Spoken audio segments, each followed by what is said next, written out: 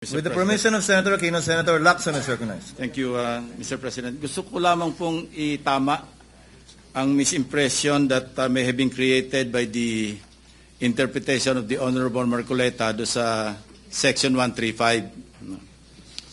Sabi niya, yung supplementary application of the rules of court. Basahin ko po yung Section 135, Mr. President. If there is no rule applicable to a specific case, the presidents of the Legislative Department of the Philippines shall be resorted to. And as supplement to this, the rules contained in Jefferson's Manual, Riddick's Precedents and Practices and Hinds Precedents. Wala naman po ako nakita doon sa enumeration na rules of court. Di ba po sabi ng mga abogado, di ba yung expressio unius est exclusio alterius. What is expressly included excludes all others. So wala naman pong rules of court. Kaya gusto ko pong itama yung medyo hilaw pong interpretation ng ating Honorable Marcoleta. Maraming salamat po, Mr. President. Noted. Mr. President, may we recognize Senator Bam Aquino has been waiting for his turn to interpolate the gentleman from Tarlac. Senator Aquino is recognized and may proceed. Maraming salamat. Gentlemen, allow it. Maraming salamat, Mr. President. This is a manifestation, not an interpolation, Mr. President. At kanina pa ako nakikinig. The gentleman may proceed. Marami po sa mga puntong nabanggit na ng mga kapwa nating senador ay sumasang-ayon po tayo at tama, no? Napag-usapan na po ang independence ng Senado, kung gaano kahalaga ang papel na ginagampanan natin sa ating bansa, sa checks and balances ng ating gobyerno. At alam rin naman po ng mga kasama natin na sa caucus, sinabi ko rin po na ang posisyon ko ay dapat mag-convene ang impeachment court at doon magdesisyon kung ano ang mga susunod na hakbang pagdating po sa impeachment case. Now, that's known to everyone. I've said that in the media. Mr. President, in our history, nagkaroon po ng mga panahon na ang Senado ay nag-assert ng kanyang independence bilang isang co-equal branch of government. Nangyari po yan many times. I remember in the 90s, kahit po ang executive, at that time, President Cory Aquino, nagnais na manatili ang US bases dito sa ating bansa. Yung Senado, nanindigan, kahit puro kaalyado, kahit puro kakampi at kamag-anak nasa Senado, nag-decide pa rin yung Senate to assert its independence and to do away with the US bases. Nangyari po yan many times in our history, Mr. President. Kaya palagay ko, yung role ng Senado napakahalaga pagdating sa pagpapanatili ng checks and balances. And Mr. President, marami tayong tungkulin. May tungkulin gumawa ng batas, may tungkulin sa pagbuo ng maayos na budget, may tungkulin ng oversight, pero meron din pong tungkulin pagdating sa pananagutan or accountability. Try and decide all cases of impeachment. Ang posisyon ko, Mr. President, at nabanggit rin ito ng iba nating mga kasama, ay mahalagang i-assert natin ang ating independence. Mahalaga po na itong papel na ginagampanan natin sa ating Constitution ay pahalagahan po natin. Mahalaga po na manatili ang independence ng ating Senado bilang isang co-equal branch of government. Mr. President, posisyon ko rin po na nagsimula na ang impeachment proceedings. Nag-robe na po, nagsimula na, merong summons na binigay, may response na po si Vice President Sara. Kami pong mga bago, may mga robe na rin po, pero hindi pa po nadudumihan. Hindi po magagamit, no? Ang posisyon ko po, mag-convene ang impeachment court at doon natin i-decide ang mga bagay-bagay na ito. Mr. President, may dalawang bagay rin na nailabas, no? Na hindi pa siguro na pag-uusapan. Let me read, Mr. President, Article 9, Section 3 of our Constitution, Accountability of Public Officers. In case the verified complaint or resolution of impeachment is filed by at least one-third of all members of the House, the same shall constitute the articles of impeachment and trial by the Senate shall forthwith proceed. Wala pong dagdag po dito. No? Dito po sa gallery, kasama ho natin dalawang framers of our Constitution. Nandito po si Professor Ed Garcia at si former Chairperson Christian Munsod. kanina po, nagbubulungan kami. Sabi ko, nung ginawa nyo to, bakit parang ganun kasimple? Simpleng-simple lang, ito lang. At sabi nga po nila, noon daw, 1/2, 2/3, binabato 1/2 sa deliberation, nag-end up sa 1/3. At yung desisyon ay dahil sa kabilisan. Dahil mahalaga daw na mabilis. Pag may 1/3 members of the House ang pipirma, mabilis na pupunta po sa Senado. At ito po, tinatanong ko sa kanila, dahil sila po yung nagbuo ng ating Constitution. You know, many times, Mr. President, umiikot tayo sa ating bansa. I-bring up ko lang po yung free college law. No? Marami ko sa atin dito nagtulungan para sa batas na yan. Meron kaming nakausap na eskwelahan. Ini-explain sa akin yung opt-out provision. Kung paano sila nag-charge ng mga estudyante dahil sa opt-out provision. At sabi ko sa kanila, mali. Mali ang interpretasyon ninyo. Yung interpretasyon ninyo, wala yan sa aming intensyon. Ang intensyon po namin, libre ang kolehiyo sa mga kabataan. At nung nag-argumento po sa akin, ang sabi ko, mas alam ko yan kasi ako ang nagbuo ng batas na yan. Mas alam namin yan dahil kami ang nagsulat ng provision na yan. In the same sense, Mr. President, the framers of our Constitution, mas alam po nila. Mas alam nila kung ano yung intent ng ating Constitution. Wala pong labis, walang dagdag.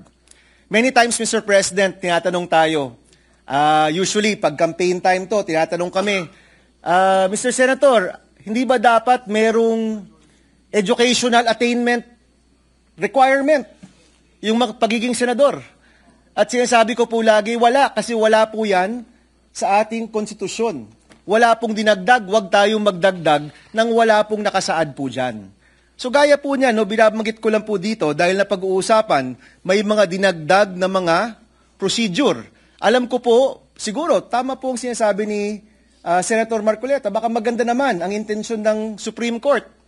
Pero aminin na po natin, wala po yung ibang mga bagay dyan dito po sa ating konstitusyon. Pangalawang punto, ito po, hindi rin po nagpag-uusapan pa. Nabanggit po dito, wag na tayong lumaban kasi matatalo rin naman tayo.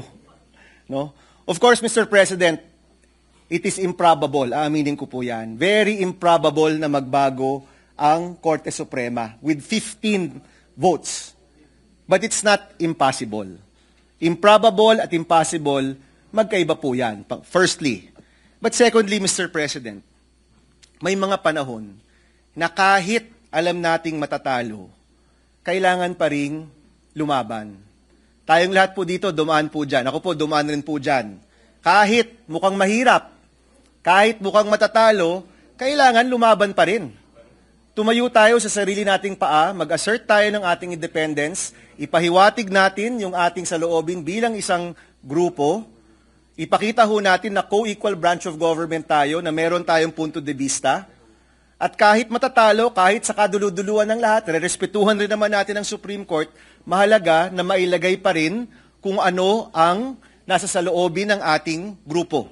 Mahalaga pa rin na malagay natin kung ano talaga ang posisyon ng Senado pagdating sa ating independent nature and being the sole authority to try and decide impeachment cases, kahit po matatalo. So para sa akin po, hindi katanggap-tanggap ang posisyon na dahil matatalo rin tayo, huwag na tayong lumaban.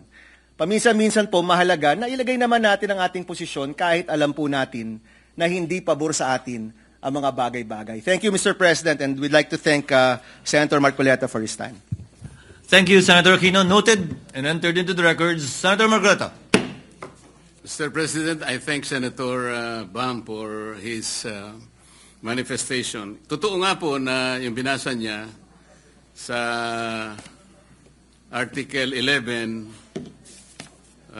Section 3, Paragraph 4, na sinasabi nga naman, in case the verified complaint or resolution of impeachment is filed by at least 1/3 of all the members of the House, the same shall constitute the articles of impeachment and trial by the Senate shall forthwith proceed. Ngunit, Mr. President, this cannot be applied in isolation of Paragraph 8 na nandito rin po sa the same Section 3, Article 11. Ang sinasabi po sa Paragraph 8, the Congress shall promulgate its rules on impeachment to effectively carry out the purpose of this section. Kaya po ang sinusunod ng House dapat yung rules of procedures in impeachment proceedings. Pero kagaya po na sinabi ko, imbes na sundin po nila, sila po yung gumawa nun eh. hindi naman po nila sinunod. Kaya po ang nangyari, pinagsabihin ng Korte Suprema, ganito ang pag-file. Nagbigay nga po ng guidelines. Pangalawa po, yung kanyang sinabi na nakapag-umpisa na po kayo eh. Kanina po, kinwalify ko yun before I proceeded in my speech. Sabi ko po, the initial proceedings conducted by the Senate of the 19th Congress were not formally carried over into the Senate of the 20th Congress. Wala po talaga eh. I cannot recall, sabi ko nga, and there is no action taken by this chamber, Mr. President, sapagkat ang alam ko, all these proceedings were already deemed terminated at the expiration of the 19th Congress at noon of June 30, 2025. And they cannot be miraculously bring forth to life in this Congress where both of us now belong because this Congress is of different composition. Yun lamang po ang qualification doon, Mr. President. Quick rejoinder, Mr. President. Senator Aquino is recognized. Yes, Mr. President. Babanggitin ko lang po yung isang na banggit ni my co-gentleman from Tarlac, Senator Marcoleta. Mr. President, may Section 4, may Section 8. Di ba? Ito po ba'y meant to reflect each other or not? Maganda pong matanong yung mga framers of the Constitution. Sila po yung nandoon nung nabuo po ito. At malalaman natin yan kung meron pong oral arguments. Kung ibubukas po ang mga argumento sa publiko, pwede po magsalita yung framers of the Constitution, at doon po, sa posisyong yon, malalaman natin ano ba talaga ang intensyon ng mga gumawa ng ating Constitution. And Mr. President, pwede pong mangyari yon if we are able to table this matter and allow for these oral arguments to happen. Mr. President, hindi po ba maganda rin kung ang Senado mismo magsama-sama at magsabi sa Supreme Court, baka magandang magkaroon ng oral arguments dito po sa kasong ito. Yun lang po, Mr. President. Thank you.